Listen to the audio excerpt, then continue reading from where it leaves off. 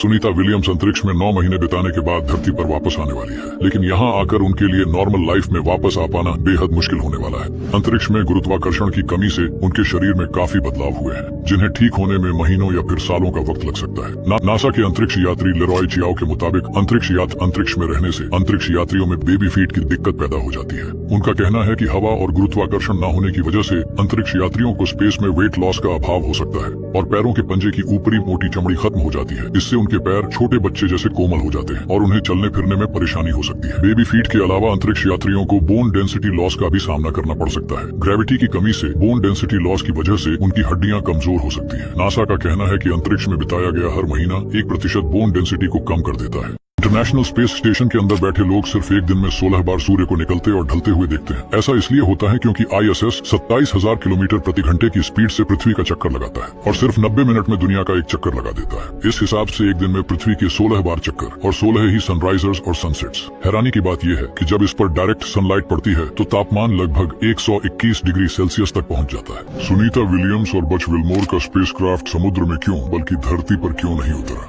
Splash down एक ऐसा process जिसकी मदद से स्पेसक्राफ्ट को पानी में उतारा जाता है। स्पेसक्राफ्ट को धरती पर लैंड कराने का यह सबसे आसान और सेफ प्रोसेस है। स्पेस से धरती पर लौटते समय स्पेसक्राफ्ट की स्पीड बहुत तेज होती है और टेम्परेचर भी बहुत ज्यादा होता है, जिसे स्लो करना जरूरी होता है। ऐसे में पृथ्वी के टेम्परेचर में आते ही स्पेसक्राफ्ट और गर्म हो जाता है। लैंड करते समय फ्रिक्शन क्रिएट होता है और सूखी जमीन पर उतरना खतरनाक हो सकता है, जिसके कारण वो ब्लास्ट भी हो सकता है। चावला धरती पर वापस आ रही थी, लेकिन धरती के एटमॉस्फेयर में एंटर करते ही कोलंबिया स्पेस शटल टूट गया और उसमें आग लग गई, जिसमें कल्पना चावला सहित सभी 7 अंतरिक्ष यात्रियों की मौत हो गई थी। इसलिए इस बार स्पेस एजेंसी ने दूसरे तरीके को अपनाया है। मतलब जिस कैप्सूल से सुनीता विलियम्स और बुच विल्मोर वापस आ रहे थे, उसकी स्पीड 28,000 किलोमीटर प्रति घंटे थी और उसका टेम्परेचर 1600 डिग्री था। स्पेसक्राफ्ट की स्पीड को कम करने और यात्रियों की सुरक्षित लैंडिंग के लिए स्पेसक्राफ्ट को पैराशूट की मदद से पानी